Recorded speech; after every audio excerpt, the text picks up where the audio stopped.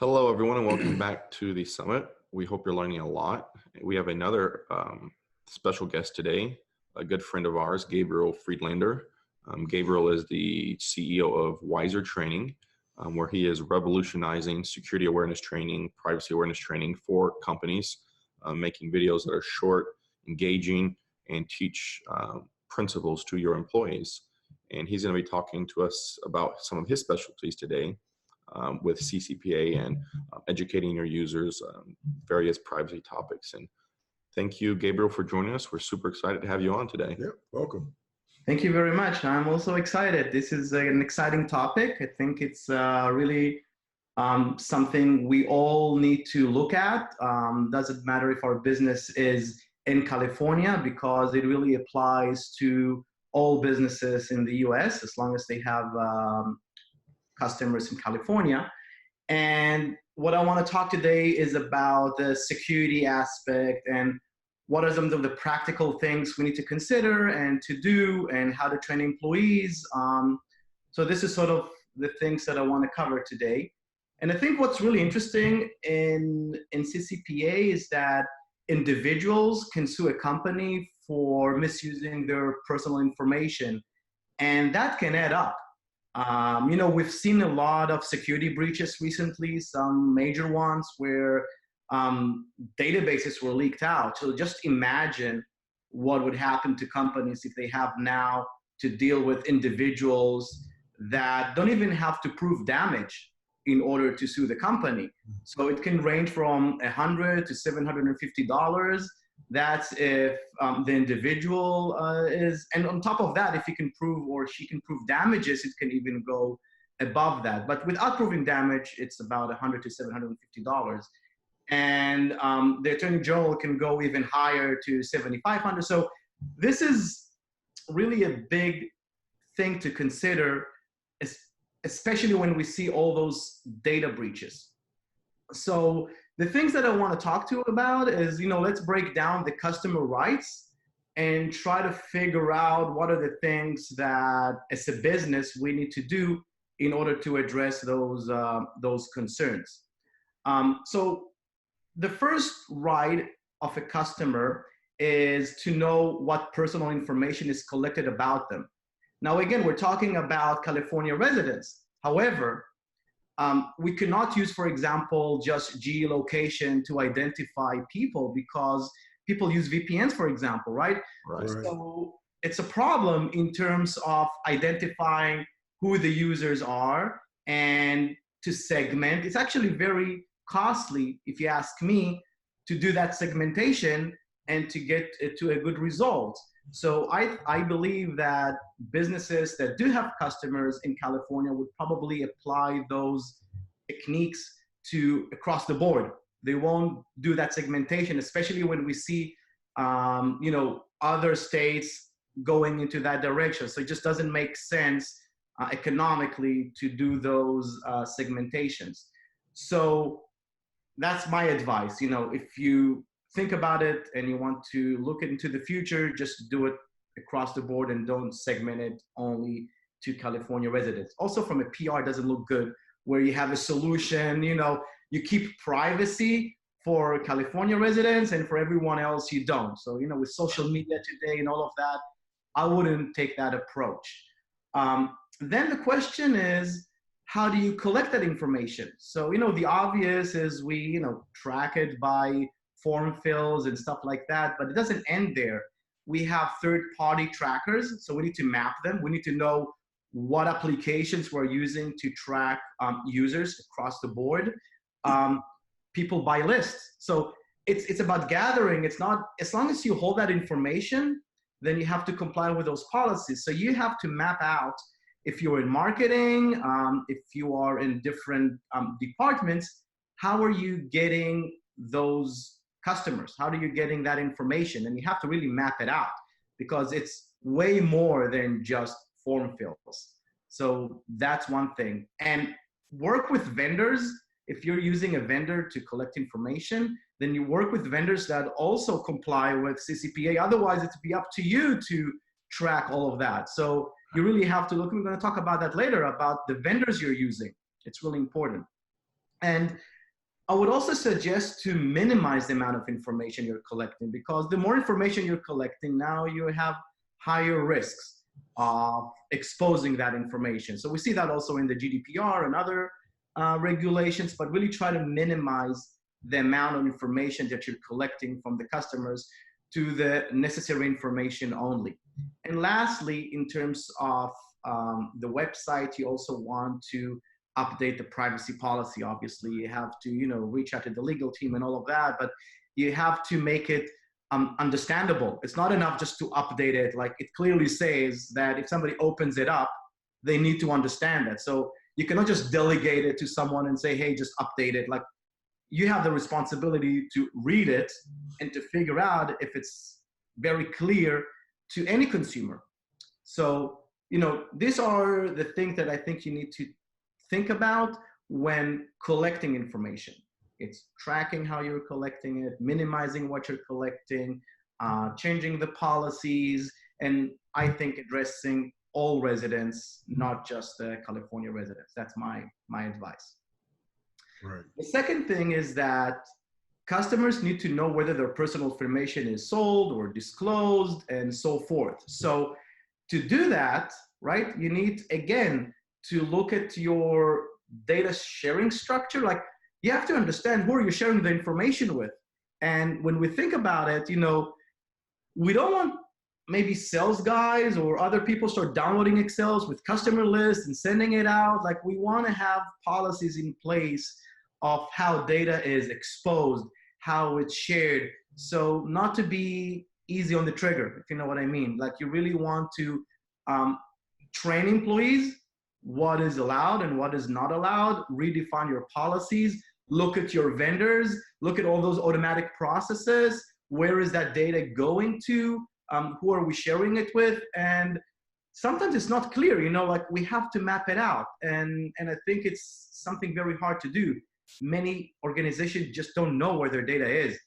I would also suggest not to download data to personal PCs, because later when we talk about providing the information to the customer of what do we have on them, we also need to know where the data is. So I think that's an important thing in training, talking to the employees, making sure that they don't accidentally share information or be easy on the trigger, or save locally data, and also to the engineering team, what integrations they have, who are they sending this data with, because all of that needs to be exposed to the customer. They need to know it's not a secret anymore. And a lot of companies held that as, secrets. They didn't share their structure, their vendor structure, but now they do. They do need to do that. And again, also make sure that you minimize the amount of information you share with your vendors. So make sure you either encrypt it, anonymize it maybe.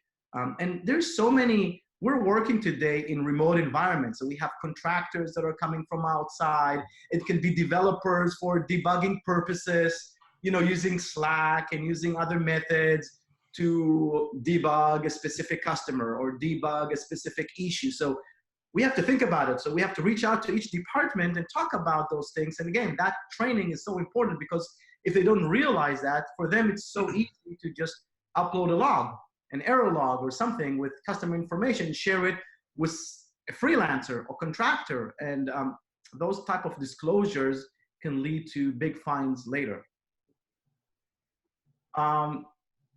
Another right customers have is the ability to access their information. So here again is, first of all, do we know where that information is? I think it's important to look at the data structure again and try to either consolidate it, map it. We can see some customers, what they're doing is going out to the different departments and asking the data owners, like, where's the data? The thing is that the data owners don't know many times. It's just hard for them. They just, think they know, and they may list a few apps that are used to store that information, but in many cases they just don't know. So we need to think about that. Also in terms of how do we collect the information, maybe we have to restructure some stuff, and also maybe use technologies to go out there and do discovery, just to understand where the data is. It's really important. And then what is the process of exposing that information to the customer? Do we have user interface for that? Are we going to do that in a PDF? It has to be also in a way that they can move it to another system. So it has to be easily portable. So all of those things are things that we have to talk to our engineers. And again, the employees that talk to customers or communicate with them, whether it's on social media, over the phone, remember that now it's important to consolidate that. So if ever we need to share with the customers the information we have on them, that we're able to do that. And I think that's a big part of the CCPA, just understanding where the data is. Then we also need to make sure we have 12 months of logs. So we have to retain that. We cannot just delete that after 3 months, or we cannot just delete that for the purpose of just, cleaning up their database. Like, we actually have to have that information available for the customers. And the second thing is, do employees know what the process? So if a customer is requesting to disclose what was shared on them, what are the vendors, what is the information we collected, what is the process? Do we have internally those processes? So again, that's another part of the training. We have to include what are the processes for disclosing information. And we also have to make sure we verify who is asking for their personal data. For example, that's not very clear in the GDPR, but in the CCPA, we have to have a method to verify the requester, the person that is requesting the data. So all of those things are things that we need today to deal with, again, from a marketing point of view, from engineering point of view. So it's a lot of, I think, restructuring, engineering, training in order to get those processes in place. It's not only technology, but it's a lot of, training. There's a lot of stuff that are really changing, and it's really important to think about that ahead of time and not wait for January 1st to start dealing with them. It's just, I hope many of those businesses have already, started to deal with that. Otherwise, I just see a lot of people suing. It's just, for many people, it means easy money. So hopefully businesses will, pay attention to this. And lastly, there's also the right for non-discrimination. And, it just sounds easy, but does the app act? So we can say, hey, if you don't give us the personal information, we don't give you a service, but we cannot do that anymore. And the question is it really necessary to have that personal information in order to make the app work? Just think about how many things we're collecting. So we will need to change our forms. We'll have to change a lot of things that we used to collect for marketing reasons and other stuff, but if it's not absolutely necessary for the app to function, we cannot ask for that information just for the purpose of marketing. I don't want you to have that information. If I opt out, and we're going to talk about that, you cannot ask me for that information. You cannot discriminate me for not wanting to give you personal information. I want to use the app. I'm allowed to. I'll give you maybe an email and a password, but why do you need all that other information for? So don't discriminate me just for the fact that I don't want to give you my street address. Do you need it for the app to work? So these are questions that, again, we need to train, and we need to ask the engineering team, and we need to look from a marketing perspective. These are very important things to do right away. There's also the restriction of the opt-out. So unlike GDPR, where everybody's opt-out and they have to opt-in, in CCPA it's the other way around. You can opt out from your information being sold, and it really needs a clear, do not sell my information. I'm sure when you spoke about it, other mentioned that, but the homepage needs to have a huge link, very easy to see, where you click on it and you can opt out from selling your information. So first of all, if you're not selling, maybe you should not sell information, personal information, because that doesn't look good having this on the website. That's my personal opinion. Unless your business is in the business of selling personal information, if you are not necessarily selling, and selling doesn't mean, by the way, specifically money. It can be any valuable asset. So it could be also for marketing purposes. If I'm sharing personal information and in return I'm getting marketing exposure, that's a valuable asset, right? So sell doesn't necessarily mean money. So that's an important thing to understand. And it's really important that if you don't go that route of selling, then it's probably better, because you won't need to have that huge do not sell my information, because otherwise everybody will click on it. I would click on it. And, Right. and like, why tell people that you're going to sell their information? Like, that link implies that you're going to sell my information. Right. So you really have to ask yourself, from a marketing purposes, like, is it really worth it? Like, if we want to use, and it can, like, there's a lot of things that I still need to understand, but like a share button, a like button, all of those things eventually creates responsibilities. When you share information about someone, if somebody shares his information on Facebook and LinkedIn and other places, what does that mean? Does that company basically benefit from it? So the marketing team needs to advise with their legal team about those things and ask themselves, is it really worth it? Because otherwise we'll have to have that huge link that says, do not sell my information. And it's sort of along those lines. Several of the previous speakers sort of touched on a similar issue, that they believe, and I agree with them, that soon part of your competitive advantage is going to be that you take privacy seriously and you don't sell information. Right. Yes. I mean, there's two types of people who don't want their information shared, and people who don't care. And Right. those who don't care, it doesn't matter if you do or not. Yeah. But adding that edge that we don't is going to invite the ones who do care. Yeah. So honestly, I think it's worse. I think it's better to have an opt-in versus to have opt-out, because opt-out just looks bad. That it means that you are for sure selling my information if I'm not clicking on it. Opt-in is, you don't think about it too much. It's just like a big banner that says, I'm going to sell your information. So from a marketing perspective, I just think it looks bad. So avoid, selling information. That's, I think, a big change. And I think it's, it's good from a marketing perspective, and it's also good for the customers to know.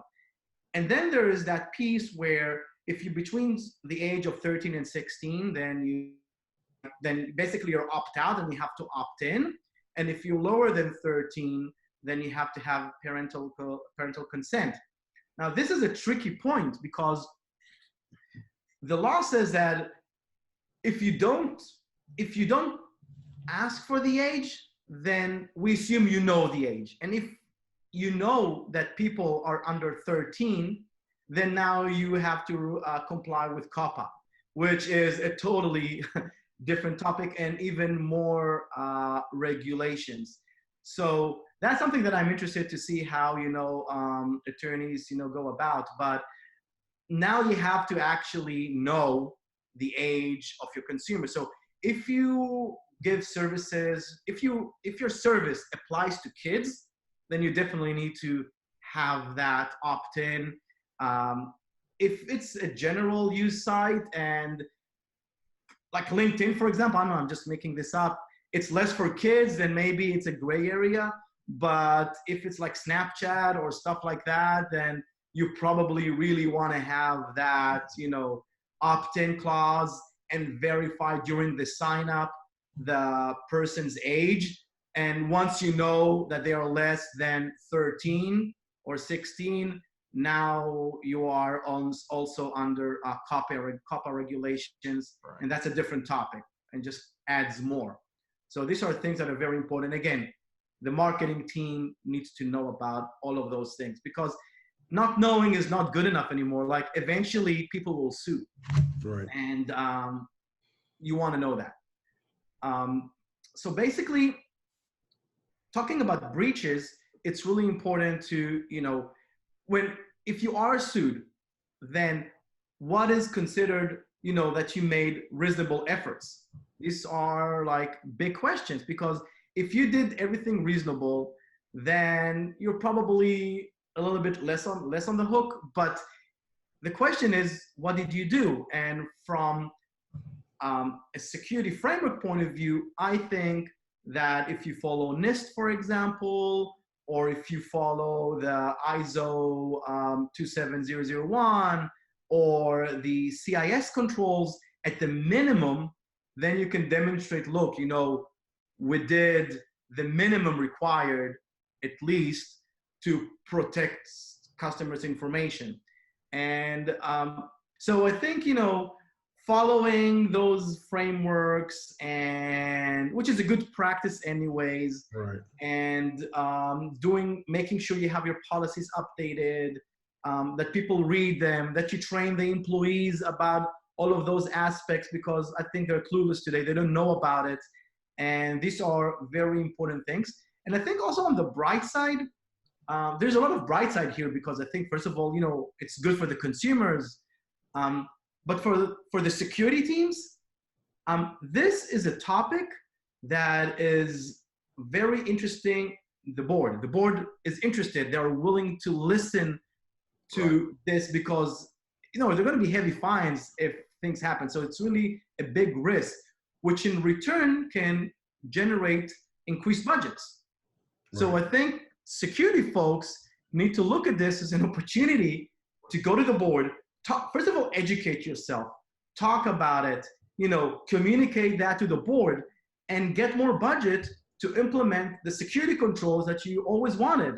So, we're talking always about, security is not compliance, compliance is not necessarily security, but I think here there is an opportunity to get bigger budgets to include many of those security controls, data classifications, a lot of the things that we wanted to do, we were short in budget. So now we have the urgency to do that. We have the budget to do that. So I think, in general, there's a lot of good things here for the businesses. It will make them more secure. We can help to increase the security culture, because we have to train now more the employees about the impacts of that. So it's really a great opportunity, I think, and I'm really excited about it. And I hope businesses will, I hope they started to deal with that. And if not, this is the time. We have a few months. So I'm glad you brought that up. We're actually going to be doing a whole episode or session in the summit on using security frameworks. And of course, we're going to have to see how the courts play this out. Right. But with CCPA, there is some legal precedents in California with some other data breaches. And part of their findings in previous court cases was that if organizations were using a standard framework, and in this case, it was the CIS-20, that they were implementing reasonable security. Right. So yeah, that is going to be very, very important for your security controls, documenting and showing that you're doing that. Right. Yeah. And you're going to be heard more than ever, because, in the board, because now it's a risk, right? It's a quantifiable risk. Before that, people would say, okay, so if we breach, what does it mean? And it's hard to really quantify. We're talking about brand reputation and a lot of things. Now the ROI is much more clear. Right. So it gives tools for the security folks to quantify it and go and ask for those budgets. And I think that really, really helps to, implement all of those frameworks, and for the board to ask us more questions about it. Where do we stand with it? Now it's just easier. Right. And some of our other speakers have talked about different aspects, and one in particular pointed out how important user training is going to be, because when you begin mapping the data you have, figuring out all the data you have, where it is, you have to ask your users questions. It's your employees that you're going to have to find out how they do their job and where they're storing this data, what they're collecting, et cetera. And I mean, even before you can do that, you have to train them what CCPA is all about, so you can ask them, they understand what you're asking. Yeah. So since user training is your specialty with Wiser Training and what you guys are doing, you mind talking on that a little bit, how user training is so important and what are some approaches companies can take to implement effective awareness? Yeah, so we're creating videos about this topic. Again, short and to the point. I always like when we do the videos to get right to the point. Right. Yes, the employees want to know what, CCPA is, but they don't need to know the history. Like for them, from their point of view, is just tell me what needs to be done. Right. So I'm a big believer of like keeping the history short, getting right to the point, giving good examples of, and you have to do that for different departments because different department requires, they handle personal data different. Like we said, developers may be sharing on Slack, so we have to be very specific with them, and marketing teams through their marketing campaigns. So it's really important to train them. The videos are great tools to train them, but I think it doesn't end there, to be honest. I think it has to be start from the top. I think the C-level needs to communicate that it's important, and that will trickle down. So it's a mix of videos that are just easy to distribute, not boring, right to the point, what need to be done. Also, we're providing policies that are easy to read, so you can add them to your existing security policies, but these are like, bam, bam, bam, what to do for every department. So this is the type of things that you really have to roll out across the board because you never know who's talking to customers. When you think about it, usually developers don't talk to customers, right? But yes, they do have access to customer information, and yes, they can easily share it with different parties. They can easily integrate that information with different tools. So it's not about only customer-facing people. You want to do it across the board, right, just to make sure everybody knows about it. You right. cannot just pinpoint the people that you think are, are customer-facing. So that's very important. Right. And in this training also, it's going to have to be, like you said, ongoing, continuous throughout your organization. Yeah. And you want to do it during the onboarding, right? Like right. I talk a lot about the onboarding. I think in general, onboarding it's a great point in time because people are willing to listen more. They're excited. It's the first few days of their new job. They want to satisfy everyone. So they're willing to listen more. Right. So in my, the way I see this is like one of those opportunities that we really want to get it right. So security awareness in general, and specifically with the new law, the CCPA, I think it's very important not to wait because there's a difference between the first few days and a month later. True. So, do it right away. Like I'm talking first, second days of work, regardless to that, hackers are looking for people that are untrained. So they're always looking for new hires. So from a security point of view, it just makes sense, but also from the ability to comprehend and to actually, pay attention, I think it's a great point in time. So onboarding and then ongoing. That's a good point you bring up. And, as you're talking, you can see that, like we talked about the IT and IT budgets, but it really goes more beyond that. You can take this from an HR's perspective and say, this is our culture.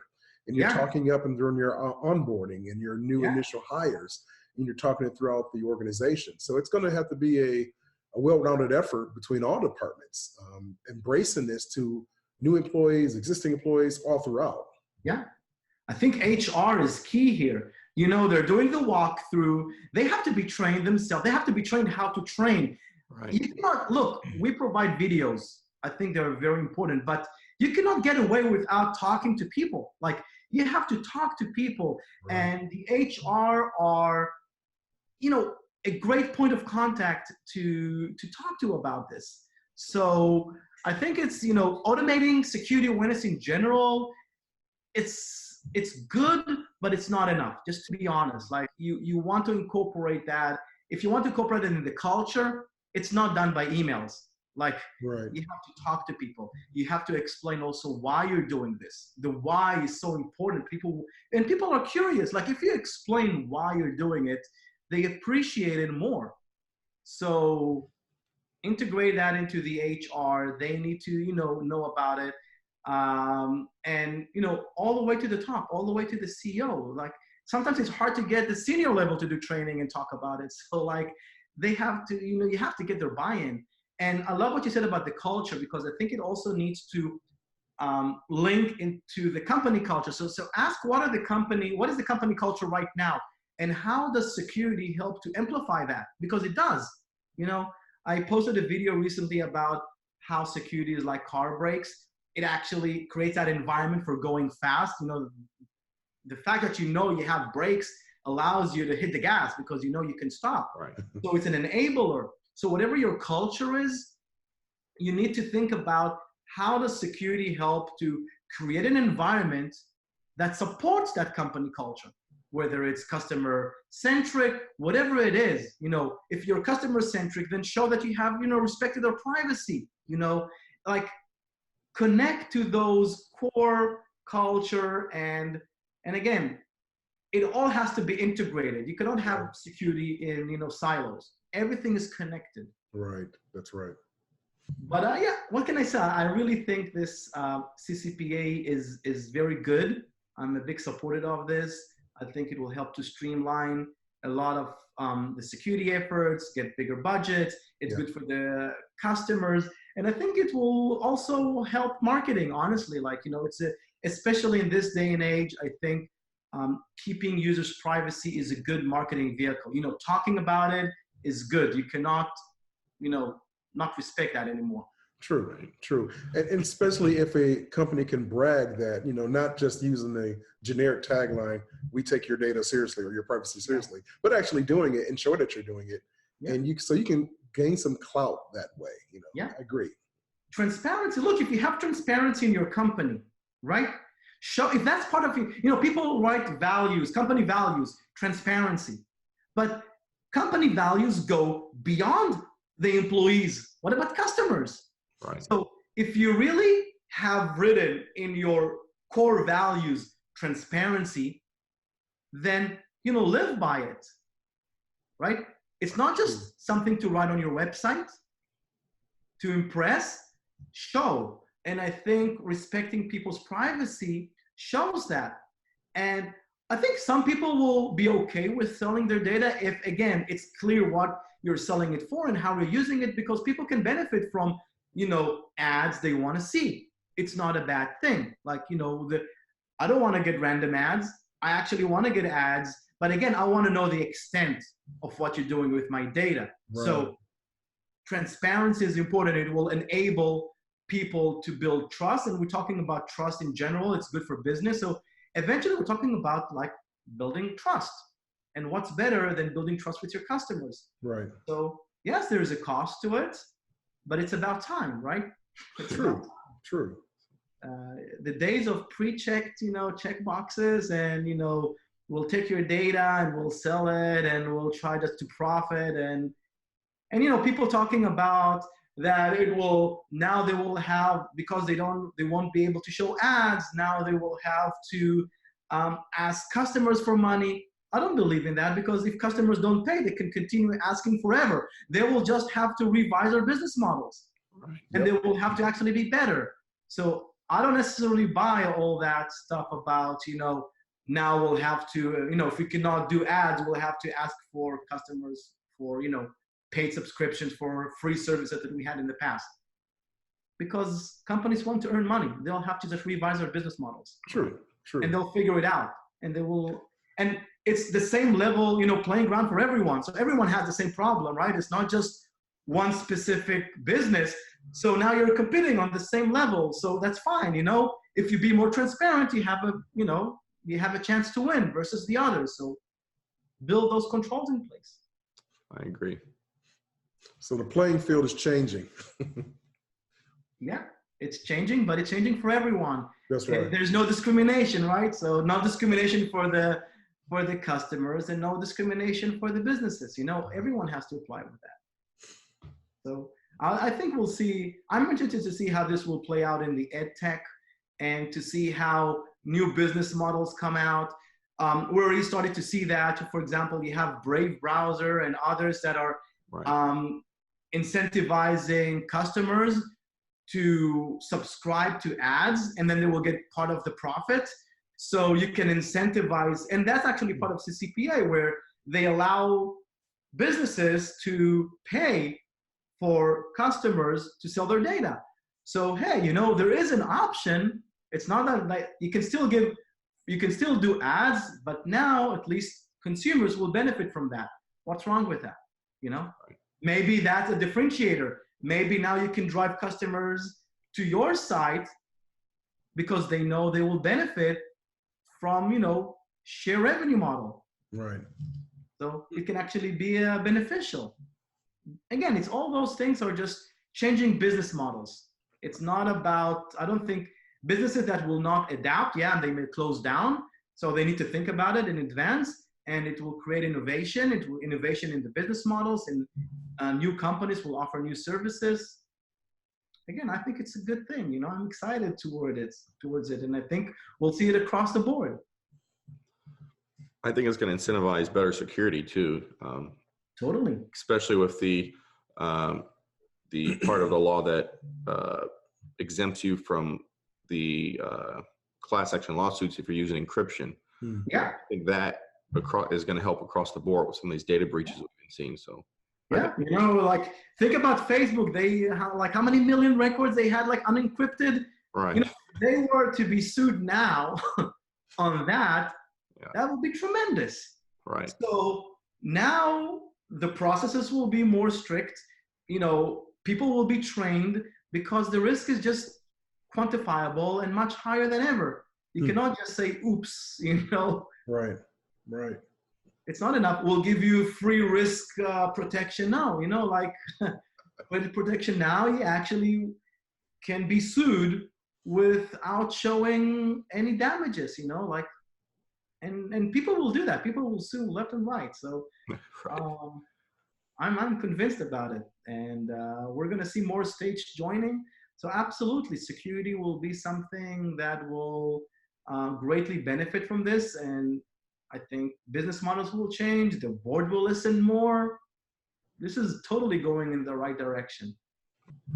Yeah, and if you're healthcare, or now you have to like look more at HIPAA more seriously, and PCI, it's not enough. You know, now again, things are more quantifiable right now. So we really have to like pay attention more to those things. Right. Yeah.